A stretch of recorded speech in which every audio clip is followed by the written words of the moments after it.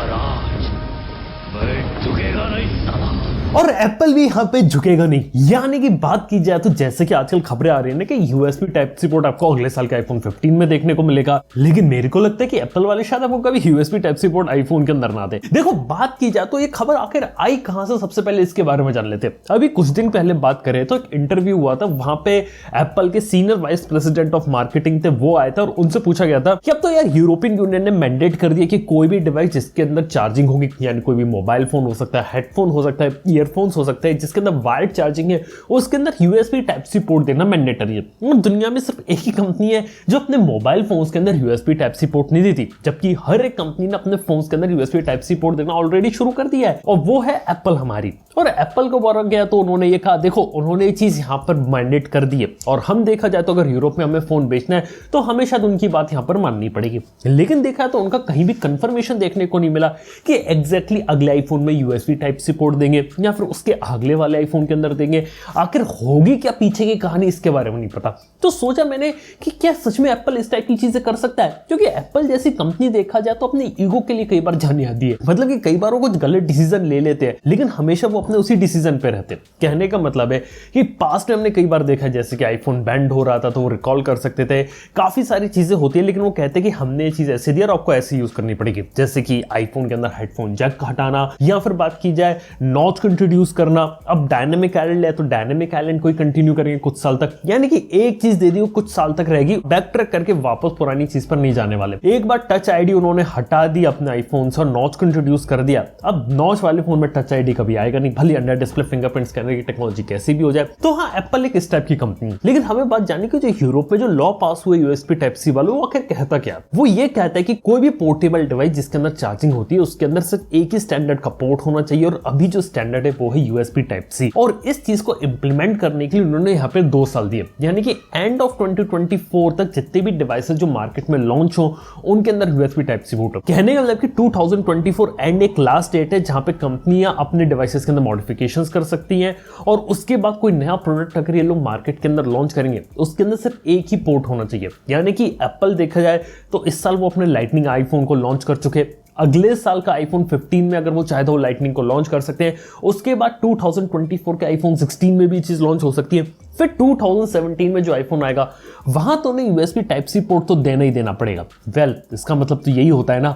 लेकिन कहानी में यहां पर एक ट्विस्ट आता है। एप्पल देखा जाए तो काफी दूसरी चीजें भी कर सकता है, और ये चीजें मैंने ऑलरेडी आपको बताई कि एप्पल कंप्लीटली पोर्टलेस जा सकता है, क्योंकि पोर्टलेस आईफोन के रूमर्स भी हमने सुने, और मैंने बोला है कि एप्पल जैसी कंपनी टोटली आपको वायरलेस देखने को मिल सकती है। लेकिन सबसे पहले एक बात बता देना चाहूंगा कि आखिर लाइटनिंग के पीछे वो तब पड़े क्यों।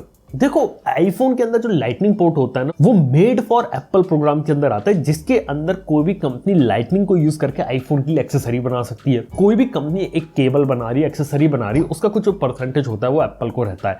अगर एप्पल अपने आईफोन में लाइटनिंग को हटा के यूएसबी टाइप सी पोर्ट डाल देगा तो वो जो उसकी अर्निंग होती है वो कम हो जाएगी यहाँ पे।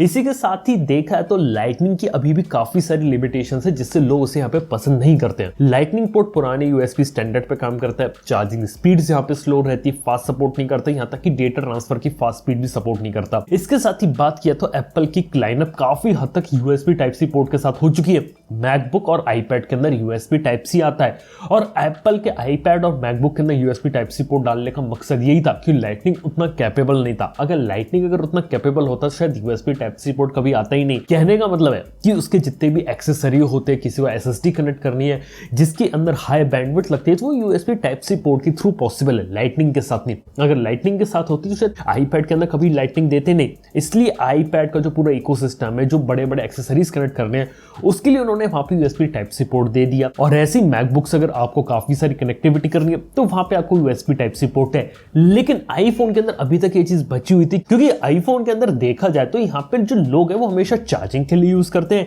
या फिर डेटा ट्रांसफर वगैरह के लिए यूज करते हैं। इससे ज्यादा लाइटनिंग पोर्ट का कोई यूज नहीं था। लेकिन देखा जाए तो फ्यूचर के अंदर पोर्टलेस आईफोन की प्रोबेबिलिटी बहुत ज्यादा है। देखो, एक बात बता दूं आपको, आज के सब जो लीक्स निकल के उससे पता चलता है कि एप्पल 2 टाइप की चीजें टेस्ट कर रहा है। एक आईफोन के अंदर वो USB टाइप सी पोर्ट को टेस्ट कर रहा है, एक आईफोन के अंदर वो कंप्लीटली पोर्टलेस डिजाइन को टेस्ट कर रहा है। और देखा तो कंप्लीटली वायरलेस जाना एप्पल ने बहुत पहले सोच लिया था। लगभग आज से 5 साल पहले जब उन्होंने iPhone 10 निकाला तो साथ में उन्होंने अपना डिवाइस भी अनवील किया था, जो था Apple air power. Air power एक ऐसा डिवाइस है जिसके अंदर एक चार्जिंग मैट थी, जिसके अंदर आप कभी भी आईफोन को कहीं भी रख सकते थे और आपका आईफोन वायरलेसली चार्ज हो सकता था। कंसेप्ट काफी अच्छा था, लेकिन इंप्लीमेंटेशन डिफिकल्ट था, इसलिए वो चीज मार्केट में नहीं आ पाई जो चीज एप्पल डिलीवर करना चाहती थी। लेकिन उसके बदले में अभी एप्पल वाले अपना मैगसेफ लेके आ गए और ये हो सकता है कि जो मैगसेफ रहता है उसको यहाँ पे पॉपुलराइज करें, जैसे कि मैगसेफ को हर आईफोन के डब्बे के अंदर पैक करना, यानी कि मैगसेफ की जो कॉइल और जो चार्जिंग केबल है वो उन्होंने बॉक्स के अंदर डाल दी। अभी जो आपको देखने को मिलती है ना केबल, वो बॉक्स से कंप्लीटली रिमूव कर दी, ताकि मार्केट में धीरे धीरे जो मैगसेफ का अडॉप्शन है वो धीरे धीरे बढ़ जाए और काफी सारे आईफोन्स और काफी सारे मैगसेफ कनेक्टर्स अगर मार्केट में पॉपुलर हो गए, उसके बाद अगर एप्पल आगे चल के अगर अपना कंप्लीटली पोर्टलेस आईफोन निकाले, पोर्ट्स वगैरह कंप्लीटली रिमूव कर दे, तो उसके बाद लोगों को इतनी दिक्कत नहीं आ सकती। लेकिन मैगसेफ के साथ प्रॉब्लम है कि उतने फास्ट चार्जिंग को सपोर्ट नहीं करता। तो हो सकता है एप्पल वाले जब भी पोर्टलेस आईफोन को निकाले तो उसके साथ फास्ट चार्जिंग को इंप्लीमेंट करें, क्योंकि ऑलरेडी फास्ट चार्जिंग जैसी टेक्नोलॉजी ओप्पो और OnePlus के फोन में ऑलरेडी मौजूद है, यानी कि फास्ट वायरलेस चार्जिंग, जिसको अगर एप्पल इंप्लीमेंट करते तो वो आगे निकल सकती है। और देखा तो एप्पल जो वायरलेस चार्जिंग स्टैंडर्ड को सपोर्ट करती है वो है ची चार्जिंग को, और जो ची चार्जिंग होती है वो ग्लोबल स्टैंडर्ड है। और देखा तो अगर फ्यूचर में ग्लोबल स्टैंडर्ड भी अगर स्टैंडर्डाइज हो जाता है USB टाइप सी जैसे, तो एप्पल को यहाँ पे कोई दिक्कत भी नहीं आने वाली। ये एक काफी इंटरेस्टिंग बात रहेगी। खैर इसके साथ ही बात किया तो वायरलेस अगर वो लोग बना रहे तो एक दिक्कत काफी बड़ी आ सकती है, वो आ सकती है यहाँ पे डेटा ट्रांसफर की। हो सकता है डेटा ट्रांसफर के लिए लोग यहाँ पे Wi-Fi 7 को यूज करें। Wi-Fi 7 जैसी चीज यहाँ पर ऑलरेडी आ रही है, लेकिन 1-2 साल में जब थोड़ा पॉपुलर हो जाएगी, यहाँ पे नया ब्लूटूथ का कोडेक जैसा कि हम सोच रहे हैं कि एप्पल बनाएगी, नया Wi-Fi 7 को इंट्रोड्यूस करेगी, उसके बाद ये हो सकता है कि आईफोन के अंदर जो Wi-Fi रहता है उसका यूज करके फास्ट डेटा ट्रांसफर हो जाए, और उसके बाद एप्पल वाले ये क्लेम करें कि आपकी जो चार्जिंग है वो वायर जैसी होगी, तो उसके अंदर कोई दिक्कत नहीं आने वाली। प्लस जो डेटा ट्रांसफर अगर आप एयर ड्रॉप के साथ यहाँ पे आपको हाई स्पीड का डेटा ट्रांसफर देखने को मिले, ये एक ऐसी चीज होगी जो कन्वीनियंट भी होगी और लोगों को भी पसंद आएगी। अब यहाँ पे कहने का मतलब ये, क्या एप्पल यहाँ पे सच में अपने फोन से टाइप सी पोर्ट को हटा सकता है? देखो बात की जाए तो एट द एंड हमने यही बोलना चाहूंगा कि एप्पल जैसी कंपनी अगर उसने एक डिसीजन ले लिया तो उस पर वो मेंटेन रखती है। और आज के समय देख के लग रहा है कि एप्पल के पास 2 रास्ते, या तो USB टाइप सी पोर्ट पे जाना है या फिर पोर्टलेस जाना। और जहां तक लगता है कि एप्पल वाले कंप्लीटली टाइप सी पोर्ट को ना सपोर्ट करते हुए लाइटनिंग पोर्ट को ही कंप्लीटली गायब कर देंगे और अपने आईफोन को ट्रूली वायरलेस बना देंगे। इस टाइप के कॉन्सेप्ट हमने बहुत सारे फोन्स के अंदर देखे हैं, लेकिन ये चीज अगर एप्पल पुल ऑफ कर लेता है ना, तो आप ये बात यहाँ पे मान के रखिए कि आने वाले समय में जितनी भी एंड्रॉइड फोन बनाने वाली कंपनी है ना, सबकी सब अपने फोन से टाइप सी पोर्ट को हटा देंगी और सब वायरलेस के पीछे भागेंगी, क्योंकि एप्पल के साथ ही होता है। एप्पल देखा तो अच्छा काम जो करता है ना उसको कोई कंपनी कॉपी नहीं करती, लेकिन एप्पल ने कोई गलत डिसीजन ले लिया, हर कंपनी उसको करेगी। आप खुद ही देख सकते हैं, पहले अपने फोन के अंदर से हेडफोन जैक हटाना, आजकल फ्लैगशिप फोन से हेडफोन जैक गायब हो चुका है। ऐसे ही अपने फोन के डब्बे से चार्जर गायब करना, कितनी सारी कंपनीज अपने फोन के डब्बे से चार्जर गायब कर रही, और अगर फोन से अगर पोर्ट भी अगर उन्होंने गायब कर दिया तो शायद हर एक कंपनी उसको यहाँ पे फॉलो करेगी।